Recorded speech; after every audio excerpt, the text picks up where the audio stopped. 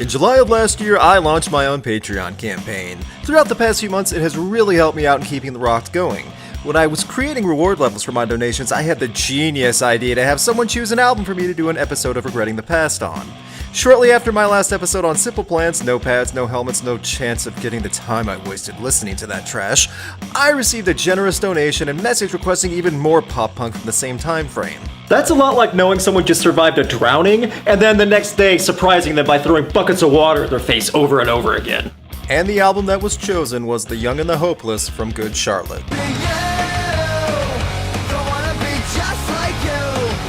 Me playing that short 5-second clip probably gave an instant nostalgia wave to a lot of you watching.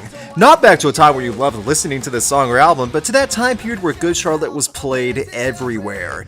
MTV was in love with these men and showed their music videos and played their songs in the back of Real World episodes for what seemed like years. So naturally, millions of people bought it. It was the next cool band that MTV wanted you to like. Ugh. It's the typical group of early 20-year-olds reaching out to an audience 10 years younger than them. Kind of like how the Saved by the Bell cast was way too old to be in high school, the same principle applies with Good Charlotte. They made music to be noticed by 13-year-olds. Good Charlotte is predictable, plain, generic teen rock. The type of edgy music that helped kids get out their angst when they have too much homework to do, with songs destined to be on Kids Bop. Dressed in faux punk attire but not too offensive, singing about life and problems but nothing too vulgar as to not have parents take their kids' CD players away, and played at 3 p.m. on the dot for an hour straight just when all us kids got home.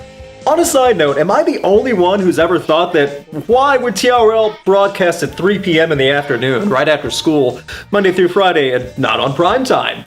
Couldn't be because there might be an argument later in the day when all the family's home and you might not get to watch MTV. No, it also had nothing to do with all those kids getting home from school right on the dot Monday through Friday afternoons so they could see their favorite bands and see whatever MTV wanted them to. Had nothing to do with manipulating a generation into knowing what they wanted to buy and like. Had only to do with the music. And 3 p.m. was just the best time. Prime time? Who cares? Afternoon's where it's at. Back on topic, The Young and the Hopeless was the sophomore release from Maryland's Good Charlotte. This followed their self-titled debut from 2000. While the name Good Charlotte may be a bit of a nostalgia burn for many people, there was a time where only their self-titled album existed and, being completely honest, showed potential. Their album charted well and was even certified gold in the US, but unfortunately that wasn't enough to impress their record label Epic. So what do? Change your content and aim at a different audience. It's not about making music that's personal, it's about being famous.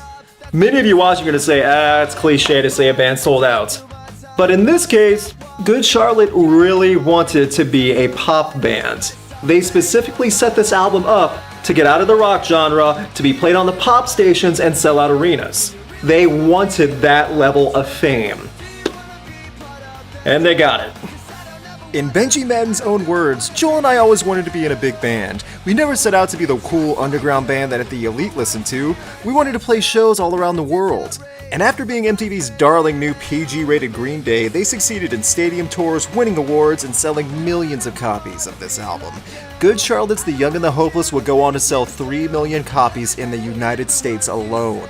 Normally I would get a comparison of a great rock album from that same time period that sold equally as well, that people still listen to today, and say that it only sold as good as Good Charlotte's The Young and the Hopeless. But saying this one out loud would just depress me, so I'm going to show it on screen.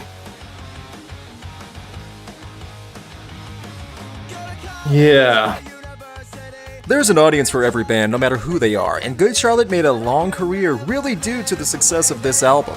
So, let's go track by track and see if I'm right in calling Good Charlotte a vanilla, PG-rated version of Green Day for the early 2000s and MTV's new campaign to tell you what you want to like, or to see if there's something latching onto and Good Charlotte actually has some redeeming qualities. Bet on the former.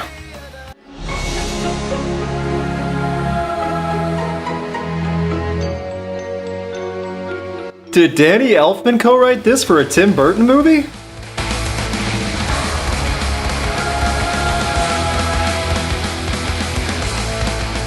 Alright, being honest, this was definitely not what I was expecting as an opening track used as an intro, but it does have a unique feel and it sounds engaging. The Elfman style mixed with the guitar build makes it feel like the album is going to go from 0 to 90 at the green light.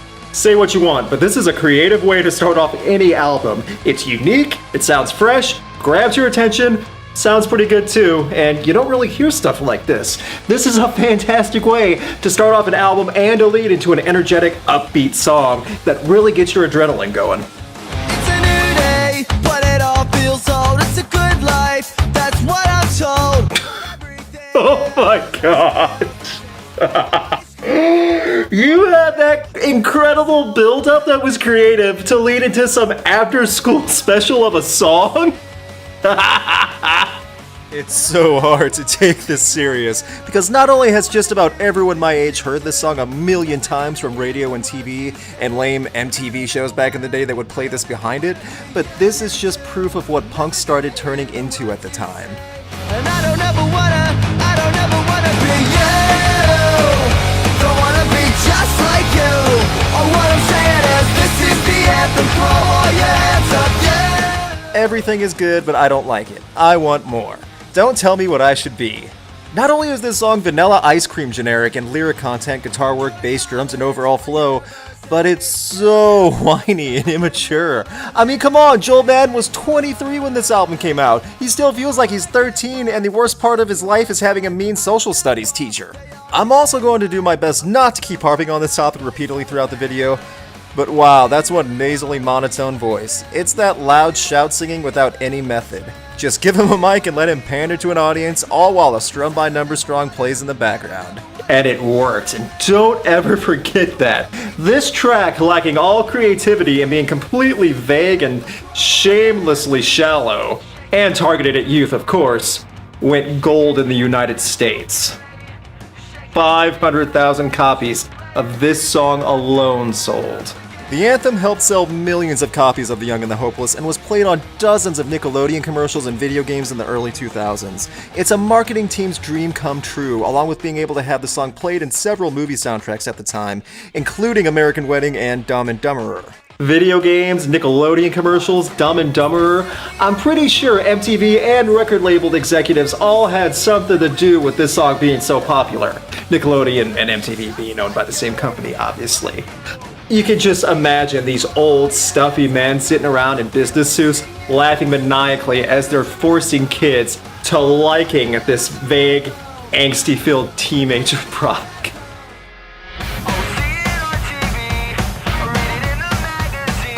Oh, I totally forgot all about this song until now. This was another one that was everywhere! First of all, I'm surprised they didn't just name this song Anthem Part 2 because they really don't have much variation. Second, oh my gosh, I forgot just how forgettable this song is. It was played constantly on both rock and pop radio stations, and the music video was plastered on TV every hour. And I don't think I've thought about this song since I was actually young in high school. Lifestyle for the rich and the famous. They're always complaining, always complaining. If money... Okay, on surface, I can totally see what they're going for with the message and the lyrics and what they're getting across. This is pretty much the soundtrack for those 1% protesters a few years ago. But you have to keep in mind that their intention going into making this album was to become popular, to become successful. They wanted to be in the lifestyle of the rich and famous. This is such a bad hypocrisy through it all. They write a song and make a generic music video about the awful rich and famous, when in reality they were intentionally trying to become rich and famous. And they succeeded. The Young and the Hopeless was very successful, mainly due to this song. This cliche, pathetic, boring, generic, monotone song. Lyrically, the song is actually kind of embarrassing if you read or listen to it. The chorus alone is pretty bad, but I doubt many people who sang along to the song actually got the words right. The guitar work and bass lines aren't bad, they're just plucking along with no real creativity. Pair that with a monotone song about being jealous over rich people, and you really do have the war song for entitled teenagers. Though I do have to say there has been some strong drumming so far on this album. At the time, Good Charlotte's drummer had left the band after their debut, so they had to fill in for recording. And who did they get? Josh Freese, one of the greatest drummers in our generation. Drummer for Devo and the Vandals, as well as longtime founding drummer with A Perfect Circle. He was also a member of Nine Inch Nails and Guns N' Roses, and even toured with Weezer and Paramore. This guy has played for everyone, so you'd think he could have given Good Charlotte a few pointers during the recording of this. Nope! He just sat back and banged on those drums and counted his money. Is it obvious by now I really don't want to talk about Good Charlotte and I'm willing to derail on anything? Lifestyles of the Rich and Famous would go on to win the Viewer's Choice Award from MTV back in 2003, and it charted very well on airplay. Which just goes to prove you can sing about the exact opposite of your goals and fake how you feel about something, but still be wildly successful. This track really is just lousy. And that's the right word for it too. I'd say it's harmless because, oh, it's a stupid song, it's simple, it's meant for youth. But when you know Good Charlotte's intentions, and especially Epic, the record label's intentions, as to make them a pop band, it all becomes kind of creepy to know they were trying to manipulate a generation into singing along with them and playing with their emotions. Then again, that's what the whole music industry was about in the early 2000s. Getting in front of MTV and being cool.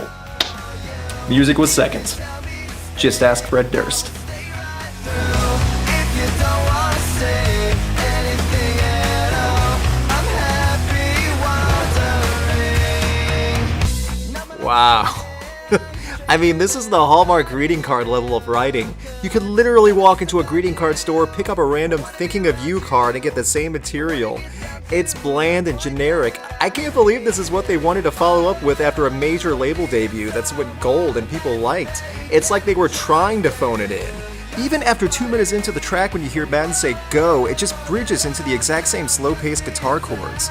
It's an anti-solo. Like they didn't want to do too much as to make something in the song stand out. Just keep everything unpalatable and plain. I'd call this filler, but even filler can have an identity outside of being a space in an album to connect singles. If you don't want to say anything at all, I'm happy wondering. What does that even mean? It's like they were in the writing studio and just said, yeah, screw it, the syllables match to the rhythm. Next track. I wish it wasn't too hard to listen to him tell. This is the story of my old man, just like his brother before him. I'm telling you, do anything. Okay, no joke. This track, for the first time in the album, feels like they put some effort into it, like it had real meaning to them. And they were proud of it and put it on there with some real effort. Like a real band. Even if it's cliche and a topic sang about roughly 1 million times before, it still appears to have some meaning, like it was a personal experience and a form of catharsis. It leaves the burning question though, is this really something personal, or was this another marketed and calculated attempt at attention to become popular? Think about a politician who is reaching out to gain voters. They will bring up stories like Joe the Plumber in hopes people will connect with who the politician is defending or representing. In this case, are the Maddens and the rest of Good Charlotte actually being sincere about a father figure, or is this just a made-up character to sound like they were hurt in order to gain support? All my research on this hasn't led to anything fruitful, so if you know for sure if this is a real situation where the father of the Madden brothers left, please feel free to leave a comment about it. Because I'd really hate to think that this band would sing so low as to sing about dark topics like this, just to grab the attention of a few miserable teenagers and hope that they'll buy this album because they think, oh, Good Charlotte gets me. I really hope that's not the case. Of all the songs played so far on this album, this one truly feels like the most punk. The guitar work is a little more involved, but the abrupt slowdown listing the days of the week and describing the father really caused the song to derail. It feels like this song could have been something if there was a bit more fire in it besides just the guitar. But monotone, half-hearted vocals with a generic rhythm don't add anything to make it special. All things considered, this track is the leader of the pack in my opinion so far on this album. But that's a lot like being the freshest peep in a pack of peeps. No matter how good they look, there's no real value and it's all just fluff. And you know what? Peeps are gross. Don't eat them. Girls don't like boys, girls like cars and money. Oh, I forgot all about this song too. My brain must have been trying to protect me and going into defense mode. Ugh. Girls don't like boys, girls like cars and money. How bitter do you have to sing that as your chorus in a song? Boys will laugh at girls when they aren't funny. This is the band people supported. It's quite literally what boys thought in high school about the opposite sex when they've been burned too many times, but it's sang by people in their 20s. And this song is another example of Good Charlotte killing their own momentum in a track. You hear Madden say, "Let's go," and then it gets quieter than it was leading into the moment. Can you imagine if Wayne Static of Static X back in the day shouted, "Go," and then the bassist just played a one-note bass line for 30 seconds? Even the vocals have gone completely flat again. It's like he says these lines about girls to himself in the mirror every day and it's just a routine. Every instrument on the song is on autopilot. I mean, I do remember the song because people kept quoting it, but that doesn't mean Good Charlotte wrote a good song. It just means they wrote a stupid line that's funny to quote. People quote Tommy Wiseau from The Room, but that doesn't make what he says intelligent or well performed. After you just heard some of these lyrics and realized the rhythm in the song is awful and there's no real musical talent or ability, and the writing, again, it just sucks. I want you to think about that while I flash this graphic on the screen again and show you in comparison why good bands can only sell as good as bad popular bands. Oh my love, please don't cry. I'll wash my bloody hands and we'll start a new life. So we went from a song about a little boy thinking all girls are shallow to a song about a murdering stalker. Good Charlotte, the next pop band for your kids! Oh my gosh! Many of you may have thought, just like I did originally, that this song was the story about a man avenging an abused woman. Nope! This song is about a psycho stalker who killed the boyfriend of a girl he liked. This was all explained by Joel Madden to Sorted Magazine. It was a twist on Edgar Allan Poe's Telltale Heart. The intention was to make it even darker. Yeah, you succeeded. I mean, you at least took something and tried to get creative with it, but you played generic one-note lines to a song about a horror story. The vocals again sound flat and casual. The drum line actually comes in a little clear and there's a good build at the last 15 seconds. Yeah, great place to finally get going. But there's really nothing else to talk about. It's a song about a psychopath. So far we've gone about complaining about rich people, to complaining about women, to murder. And I'm only halfway through this album.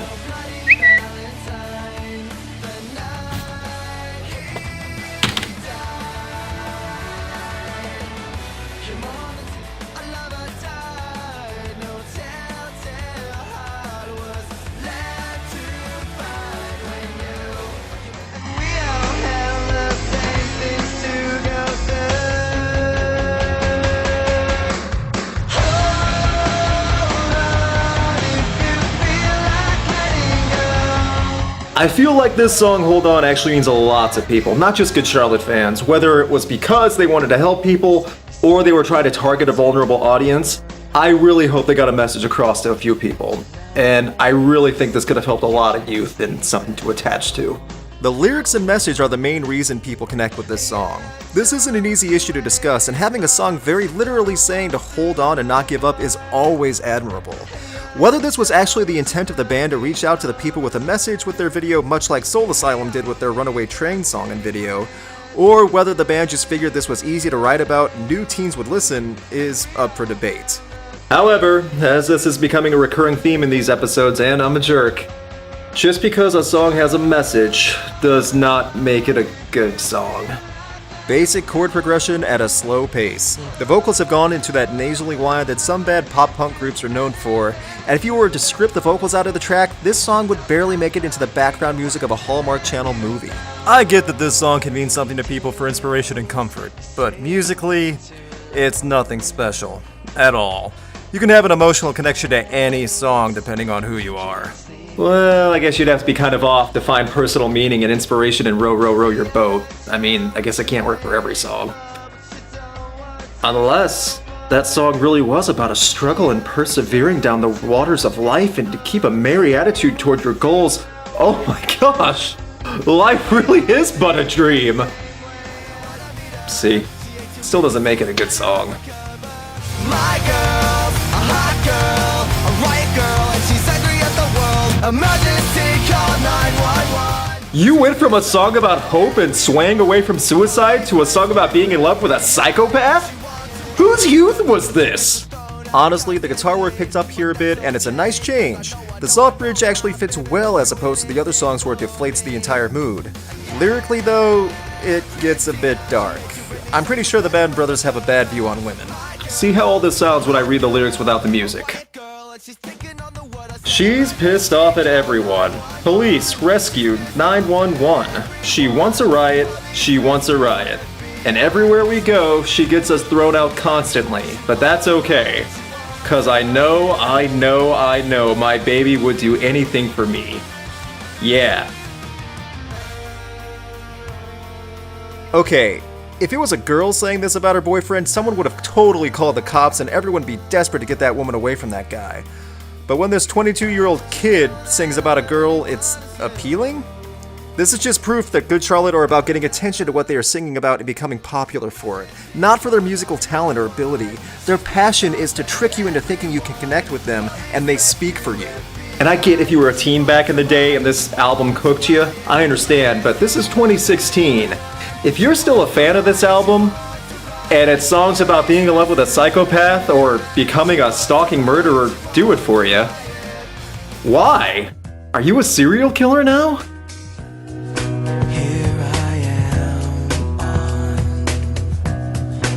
Holy crap, I can hear the bass player again. Where's he been?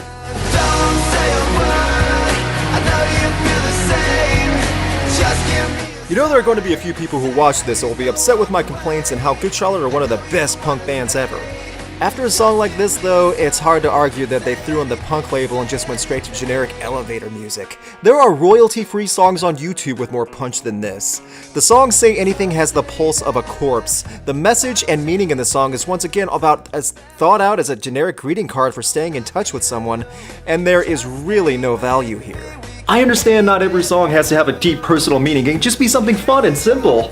Where is the fun and simplicity in these songs? There were a few tracks in the beginning to get kids to jump around, but it got really dark and weird after a while, and the music is terrible. This warrants 3 million copies sold in one country? Ugh.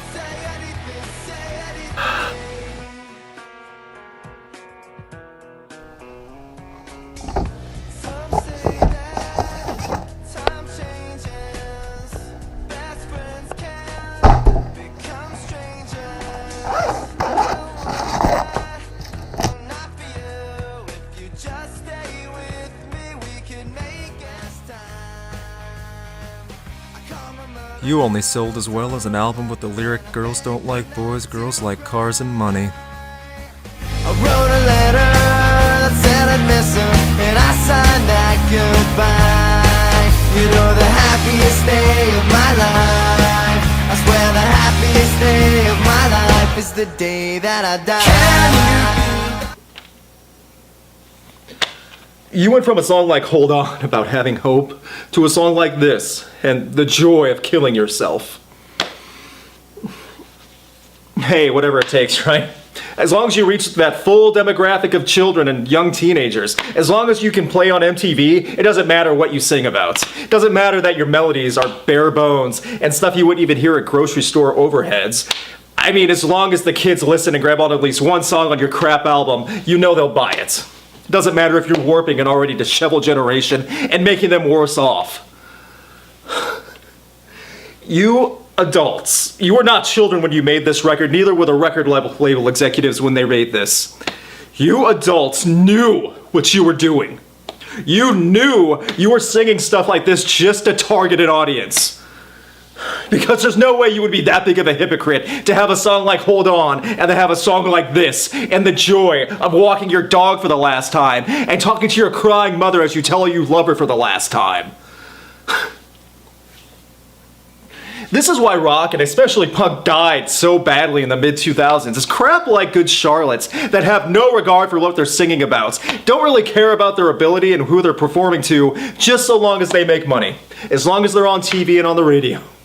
Any means necessary. They don't care that they might be hurting people and making things worse when they sing stuff like this. You have no idea how badly that can mess with someone's head, especially a 13 or 14-year-old who doesn't even understand themselves. There are people that are that bad in life, and they think suicide is an option. And I will never argue if someone takes their own life. It's their choice. But that's not something to sing about and praise. It should never be an option. It is that bad. It should never have to get to that level for anyone, and especially not to sing about, and something like you can mock and laugh about, and then just continue on like it just never happened. I think something in order, you can't stand on stage every night and sing songs that you have to do what you want to do, otherwise you'll kind of be lying to your fans, you'll be lying to yourself. Song sucks. I mean, lyrically it's nothing. The melody, the instruments, it's all bland. It's just the same garbage. Just like this entire album and band. It's nothing worth investing in. And I still have 3 songs to go. I'm young and I'm hopeless. I'm lost and I know this. I'm going nowhere fast, that's what they say. I'm troublesome. The title track actually has a good build in the verse and lead into the chorus, but then the chorus again slows down and you can really hear the flat one-note delivery. It's just a generic teenage angst track about not knowing what to do with how you feel. The problem? They aren't teenagers. They weren't that young and hopeless when this song came out, and as much as they can proclaim "I don't care" at the end, well, that really should be their mantra as a band, since a majority of these songs on this album are not only interchangeable in sound, but truly aren't worth caring about. Plain vanilla bass lines, guitar riffs, flat vocals. Yeah, that pretty much sums up Good Charlotte in 3.5 minutes. It's been a long, hard road without you by my side. Why weren't you there all the nights that we cried? You broke my mother's heart, you broke your children for life. It's not okay, but we're alright. This song actually feels a little more genuine. Throughout the album, there have been songs about a bad father, and that is awful. If this was the real intent and not just a generically written song for some kids without parents to relate to, then good. The Band Brothers did something good. The acoustic guitar and strings add a nice addition after hearing roughly the same 4-chord songs over and over again. But that vocal delivery is flat, one note, whiny, and has no emotion. It sounds like a passive "I hate you, Dad" you'd see from a bad actor on an after-school special. Emotionless does not sound good at all. I mean, it's terrible. But I hope the message is sincere and they were not just in that horrible mode again of writing whatever they think teenagers will buy into. Because this really sounds as nasally and whiny as the Best of Simple Plan. And if there is a Best of Simple Plan CD, do not recommend it. I will not review it. I've had enough pop punk that's terrible from the mid-2000s already. Oh my gosh, please let there be an actual song on this final track to make something worth listening to in this whole experience. And we'll keep moving on, we're moving on. Keep moving on.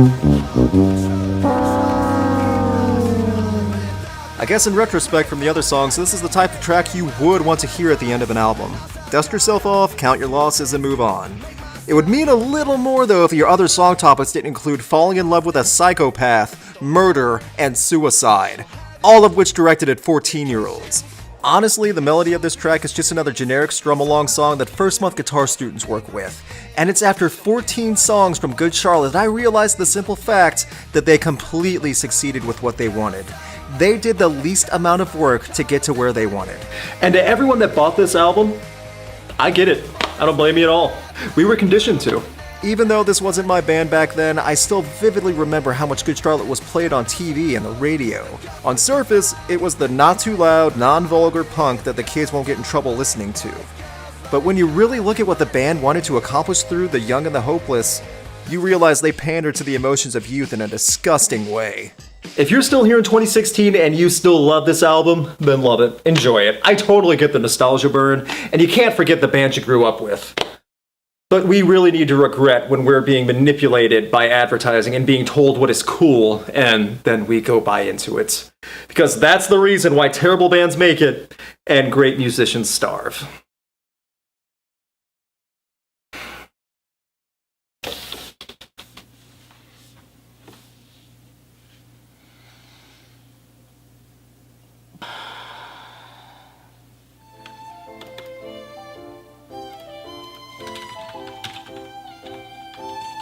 Dear Michael, thank you again for your support of Patreon. You showed me an album that I will truly never forget. As much as I disliked the music within, I learned much more about a terrible band and just how low some people will sink in hopes of becoming famous. Even though it was terrible, I'm glad I know it exists and can remember that there is much better out there. Sincerely, Luke. P.S. Anyone but Trump.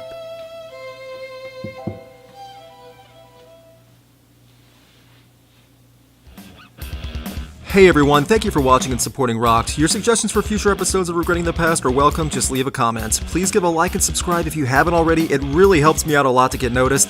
And you can find me on Twitter and Instagram at Rocked Reviews. And finally, you can see my last episode of Regretting the Past by clicking the YouTube card or annotation for simple plans, no pads, no helmets, no shame at all.